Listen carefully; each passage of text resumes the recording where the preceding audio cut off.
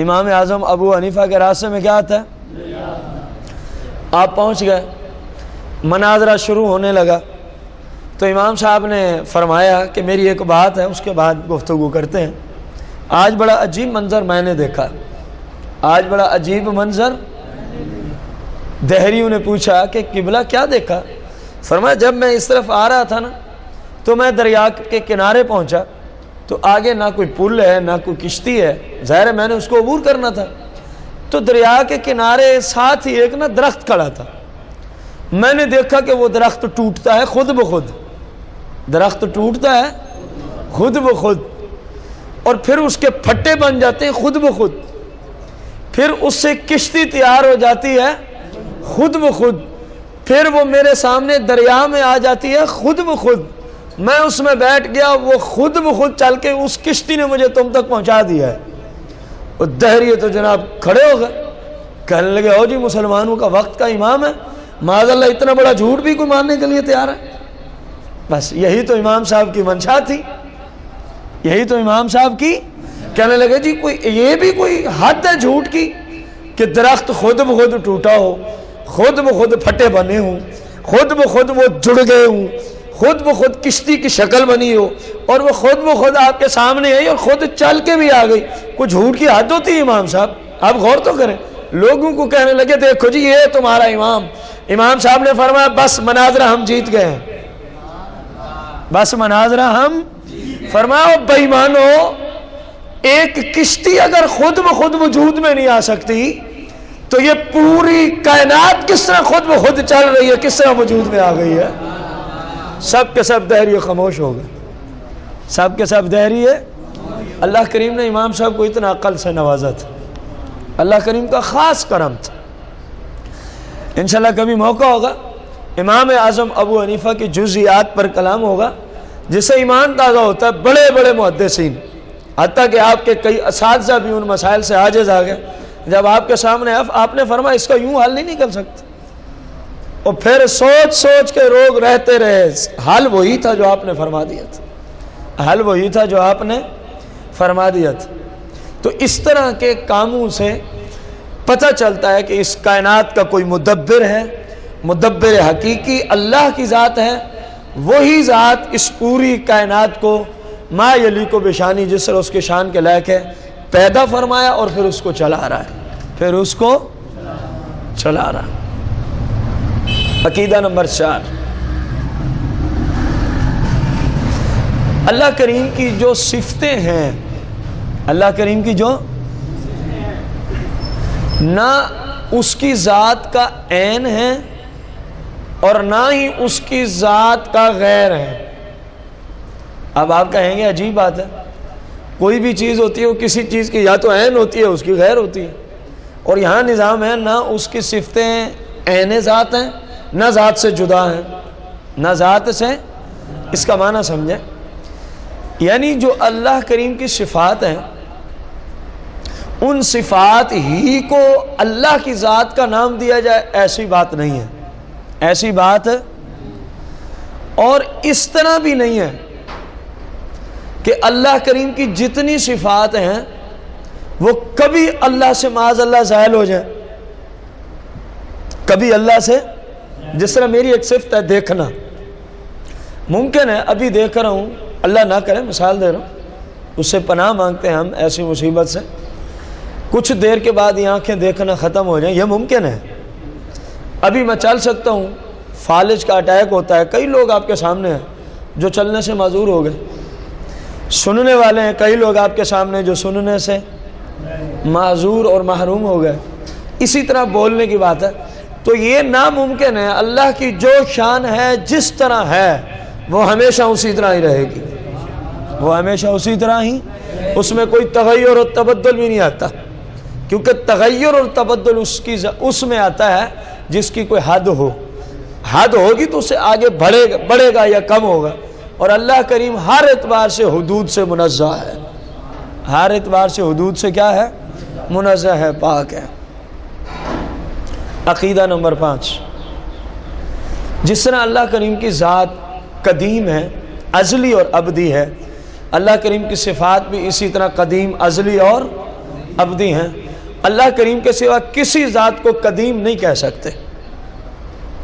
کسی ذات کو قدیم، ازلی اور ابدی اللہ کریم کی ذات و صفات کے علاوہ کسی اور کو. قرآن کیونکہ اللہ کی صفت ہے اس لیے قرآن قدیم ہے. اس لیے قرآن کیا ہے؟ اور جو قدیم ہوتا ہے نا اسی کو کہتے ہیں غیر مخلوق. جو مخلوق ہے، جس کو پیدا کیا گیا ہے، وہ حادث ہے، وہ قدیم نہیں ہو سکتی. وہ قدیم. اب ہمارے شعراء حضرات اور نعت خوان حضرات ذرا غور کریں اس عقیدے پر کہ کن کن ہستیوں کے بارے میں ازلی اور ابدی کے جملوں کی نسبت کر رہے ہوتے ہیں اپنے اشعار میں، جبکہ یہ عقیدہ ہے اسلام کا کہ ازلی اور ابدی کی ہر اعتبار سے نسبت فقط کس ذات کی طرف ہو سکتی ہے؟ اللہ کی ذات کی طرف یا اللہ کی صفات کی طرف بس. اب ہم رسول اللہ صلی اللہ علیہ وسلم کو بھی قدیم کہیں، گمراہ بد دین ہے. گمراہ اور بد دین ہے کیونکہ قدیم صرف اللہ کی ذات ہے. قدیم وہ ہے جو کسی کا محتاج نہ ہو، اور اسی کو ازلی ابدی کہا جاتا ہے. اسی کو. اب جب کسی اور کی طرف ہم نسبت کریں گے کہ یہ ازلی ہے، یہ ابدی ہے، تو گویا ہم نے اس غیر قدیم کو کیا مان لیا؟ جو کہ گمراہی ہے. کیا ہے؟ ہمیشہ یاد رکھیں کہ قدیم کون ہے؟ بلند آواز سے کون ہے؟ اللہ کی ذات اور اللہ کی صفات. قدیم کون ہے؟ اللہ کی ذات و صفات کے علاوہ کوئی کائنات میں قدیم، باقی سب مخلوق اور حادث ہیں. سب مخلوق اور اللہ کی ذات اور صفات غیر مخلوق ہیں، یعنی ان کو کسی نے پیدا نہیں کیا. اور کب سے ہیں کوئی نہیں جانتا، کب تک ہیں کوئی نہیں جانتا. یہی ازلی اور ابدی کا معنی ہے. یہی ازلی اور ابدی کا معنی ہے. عقیدہ نمبر 6، اللہ کی جو صفات ہیں وہ مخلوق نہیں ہیں. ابھی یہ بات میں نے آپ کو عرض کی ہے. اللہ کریم کی جو صفات ہیں وہ مخلوق. مخلوق کا کیا معنی ہوتا ہے؟ جو پہلے نہ ہو، بعد میں اس کو وجود دیا گیا ہو. بعد میں اس کو وجود. یہ ویسے اسم مفعول کا صیغہ جس کا معنی ہوتا ہے پیدا کی گئی چیز. پیدا کی گئی. اور خالق اسم فعل کا صیغہ ہے، اس کا معنی ہوتا ہے پیدا کرنے والی ذات. پیدا کرنے والی. یہی وجہ ہے کہ جس کا نام عبد الخالق ہو اس کو اکیلا خالق بلانا غلط. سمجھ آئی بات؟ جس کا نام عبد الرزاق ہو اس کو اکیلا رزاق بھائی بات سننا شریعت کے خلاف. جس کا نام عبد الواحد ہو، واحد بھائی بات سننا شریعت کے خلاف. عبد الاحد ہو، احد بھائی بات سننا شریعت کے خلاف. عبد الکریم ہو، کریم بھائی بات سننا شریعت کے. عبد الرحیم ہو، رحیم بھائی بات سننا شریعت کے. جب بھی کہیں یعنی جس بندے کے نام کی نسبت اللہ کی صفات کی طرف، اللہ کے صفاتی ناموں کی طرف ہے، تو اس بندے کو پھر عبد کے ساتھ ہی پکاریں گے. مثلا عبد الخالق بھائی میری بات سننا، عبد الرزاق بھائی میری. معنی کیا ہے؟ اے خالق کے بندے میری بات سننا، اے رزاق کے بندے میری بات سننا. جب ہم نے کہا نا رزاق بھائی، یہی رزق دیتے ہیں کیا؟ خالق بھائی انہوں نے پیدا کیا ہمیں کیا؟ غور کرتے ہیں. عبد الرحمن، رحمان بھائی، اور رحمان تو اللہ کریم کی صفت ہے. یہ ہمارے ہاں بہت بڑی غلطی ہے، اس کا ازالہ ہونا چاہیے. جو ہو گئی اللہ سے معافی مانگ لی جائے. وہ بڑا غفور رحیم و بخشنے والا مہربان ہے. اب جس طرح اگر کسی کی سمجھ نہیں آئی تو ایک مثال اور دینا چاہوں. اگر کسی کا نام عبداللہ ہو، اب لوگوں کو سمجھ آئے گی. اب وہ اس کو نہیں کہیں گے معاذ اللہ میں تو وہ جملے بولنا ہی پسند نہیں کرتا. عبد کو نکال دیں تو پیچھے کیا بچے گا؟ تو اسی طرح عبد الخالق میں عبد کو نکال کے خالق کیوں کہتے ہیں؟ عبد الکریم میں عبد کو نکال کے کریم کیوں کہتے ہیں اکیلا؟ عبد الرحیم میں عبد کو نکال کے رحیم کیوں کہتے ہیں؟ اگر ادھر سمجھ نہیں آتی تو پھر عبداللہ کو بھی عبد نکال کے پکارا کرو، پھر سمجھ آ جائے گی۔ ٹھیک ہو گیا؟ اللہ کریم ہم سب کو عمل کی توفیق دے۔ کوئی غلطی اس طرح کی ہوئی ہم سب میں سے کسی سے تو اللہ مجھے بھی آپ سب کو تمام مسلمانوں کو معاف فرمائے۔ عقیدہ نمبر 7، اللہ کریم کی ذات اور صفات کے علاوہ دیکھنا وہی بات آ رہی ہے جو ابھی میں پیچھے عرض کر رہا ہوں، سب چیزیں حادث ہیں، سب کچھ حادث ہے، یعنی پہلے نہیں تھی اللہ کریم کی ذات و صفات کے علاوہ، پہلے نہیں تھی، بعد میں اللہ نے ان کو پیدا کیا، بعد میں اللہ نے ان کو۔ اب انبیاء جو ہیں علیہم السلام یہ اللہ کی ذات ہے معاذ اللہ، اللہ کی صفات ہے معاذ اللہ نہیں، تو معلوم ہوا کہ انبیاء قدیم نہیں ہیں، انبیاء قدیم پہلے ان نفوس قدسیہ کا وجود نہیں تھا، جب اللہ نے چاہا، گویا ہم نہیں جانتے کہ کب تخلیق ہوئی، ہم نہیں جانتے، لیکن اللہ تو جانتا ہے نا۔ جب اللہ نے چاہا تو اپنے محبوب کو سب سے پہلے پیدا فرمایا، سب سے پہلے، پھر محبوب کے نور کے فیضان سے سب کچھ بنا دیا، سب کچھ۔ جس طرح ہمارے بزرگوں نے لکھا، اسی طرح اشرف علی تھانوی نے اسی حدیث کو نقل کیا۔ نشر الطیب کی پہلی فصل عنوان دیتا ہے پہلی فصل نور محمدی کے بیان میں۔ عقیدہ وہ اچھا ہوتا ہے جس کو غیر خود مانے۔ اب دیکھیں یہ دیوبندیوں کے وہابیوں کے پیر و مرشد ہیں اشرف تھانوی، تو اس نے اپنی کتاب نشر الطیب کی پہلی فصل کا عنوان کیا باندھا ہے؟ پہلی فصل نور محمدی کے، اس میں یہی حدیث لے آیا، جو حدیث میں نے نتیجتاً آپ کے سامنے پڑھی کہ سب سے پہلے سرکار علیہ السلام، اور پھر آپ کے نور کے توسل اور برکت سے مالک نے سب کچھ۔ عقیدہ نمبر 8، جو اللہ کریم کی صفات کو مخلوق کہے یا حادث، وہ گمراہ ہے اور بد دین ہے، وہ گمراہ ہے اور بد دین ہے۔ اب غور کرنا، ممکن ہے ہمارے پہلے جملے پر کسی نعت خان کو ہم سے کوئی ناراضگی کا پہلو نکلا ہے، کسی کم پڑھے لکھے مبلغ اسلام کو ہم نے کہا نا یہ جو اس طرح کے جملے بولتے ہیں فلاں ازل ہے، فلاں کی طرف ابد کی نسبت ہے، تو یہ اسلام کے خلاف ہے۔ اب ذرا غور کرنا، عقیدہ نمبر 9 پہ وہی بات آ رہی ہے۔ ہم نے تو پھر بھی کچھ رعایت رکھی تھی، جو عالم میں فرق سمجھنا، لفظ عالم اور لفظ عالم مادہ ایک ہی ہے، صرف زبر اور زیر کا فرق ہے۔ اگر عالم ہو یعنی لام کے اوپر کیا ہے، اس کا معنی ہوتا ہے ما سوا اللہ، اللہ کے سوا جو کچھ بھی ہے وہ عالم میں داخل ہے، اللہ کے سوا جو کچھ بھی ہے، جیسا کہ شرح العقائد النصفیہ میں یہی بات لکھی ہے، عقائد کی کتاب ہے، اللہ کے سوا جو کچھ بھی ہے وہ عالم میں داخل ہے۔ عالم کا معنی جہان، عالم میں داخل۔ اور اگر عالم ہے، خصوصاً ہمارے پاکستان میں جو عرف ہے، عالم جب بولا جائے تو اس سے مراد ہوتا ہے جو رسول اللہ کی شریعت کو جاننے والا ہو۔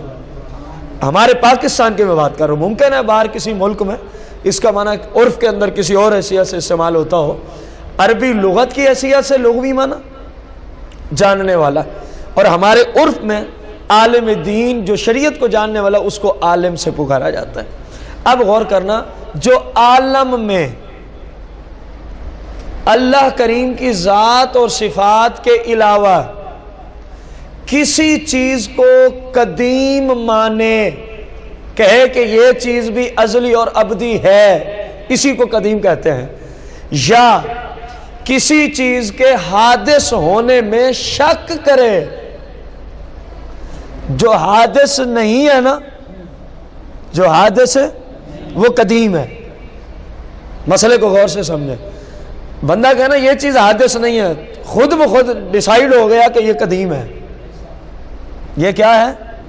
قدیم ہے. جو اللہ کی ذات اور صفات کے علاوہ کسی چیز کو کیا مانے؟ قدیم مانے، ازلی اور ابدی مانے، یا اس کا برعکس. کیونکہ اللہ کی ذات اور صفات کے علاوہ ہر چیز حادث ہے. اگر کوئی کہے نہیں میں تو فلاں چیز کو حادث یا کم از کم شک بھی کرے اللہ کی ذات و صفات کے علاوہ کسی چیز کے حادث ہونے میں کیا کرے؟ شک بھی کرے، تو وہ انسان فوراً دائرہ اسلام سے خارج ہو جائے گا. کتنا اہم ترین عقیدہ ہے. بدقسمتی سے ہمارے زمانے میں ہر لا علم سے لا علم شخص بھی شعر و شاعری کرنے بیٹھ گیا ہے. وہ بھی نعتیں لکھ رہا ہے. اب نعتوں میں پھر ایسے جملے استعمال ہوتے، پتہ تو ہے نہیں حادث و قدیم کیا ہے، اور کس کس ذات کو ہم قدیم کہہ سکتے ہیں، کس ذات کی صفات کو ہم کیا کہہ سکتے ہیں. یہ صرف اللہ کی ذات ہے یا اس کی صفات ہیں جو قدیم ہیں، جو کیا ہیں؟ قرآن بھی اللہ کی صفات میں سے ایک صفت ہے، اس لیے قرآن بھی قدیم ہے. اس لیے قرآن بھی کیا ہے؟ باقی جو کچھ بھی ہے وہ سب کا سب حادث. اور جو شک بھی کرے باقی چیزوں کے حادث ہونے میں، یا کہے نہیں فلاں چیز کیا ہے، وہ بندہ دائرہ اسلام سے خارج ہے.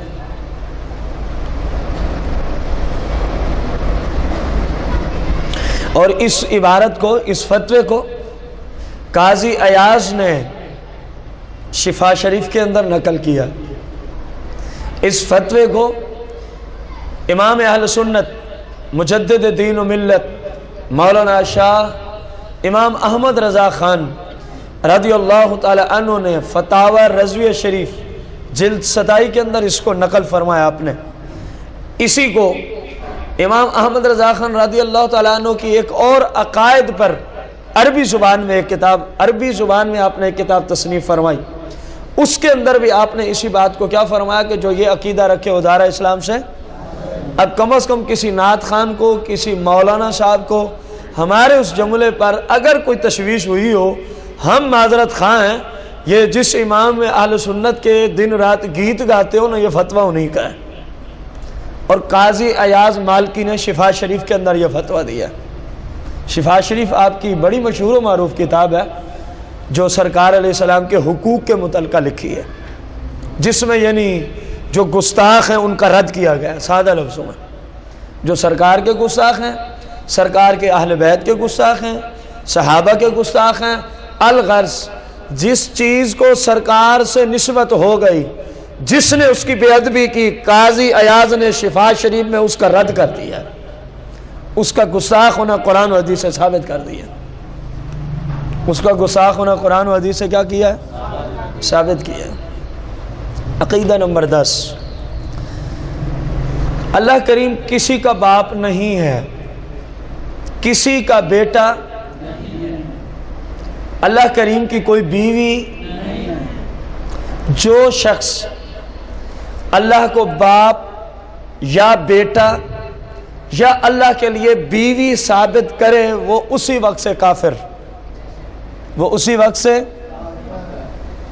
بلکہ جو کہے یہ ممکن ہے، ہوا نہیں ہے لیکن کبھی ہو سکتا ہے، ہوا نہیں ہے لیکن کبھی ہو سکتا ہے، وہ بھی گمراہ ہے، بد دین ہے. وہ بھی گمراہ ہے اور بد دین ہے. دیکھو نا، فرمایا نا کہ اللہ کا نہ کوئی اللہ کا باپ ہے، یعنی اللہ کسی کا بیٹا نہیں، نہ اللہ کسی کا باپ ہے. آپ کو پتہ ہے یہ سورہ اخلاص میں یہ معنی موجود ہے، لم یلد ولم یولد کا یہی مطلب، لم یلد ولم یولد کا یہی مطلب ہے. اور پھر فرمایا اللہ کی بیوی نہیں ہے، اللہ کی متخذ صاحبۃ ولا ولد، سورہ الجن میں. اللہ کریم کی نہ بیوی ہے نہ ہی اس کی اولاد ہے، نہ ہی اس کی. اور جو یہ مانے وہ دائرہ اسلام سے خارج ہے. عقیدہ نمبر 11، اللہ کی ذات حی ہے. حی کہتے نہیں ہے یا حی یا قیوم، یا حیو، کاش کے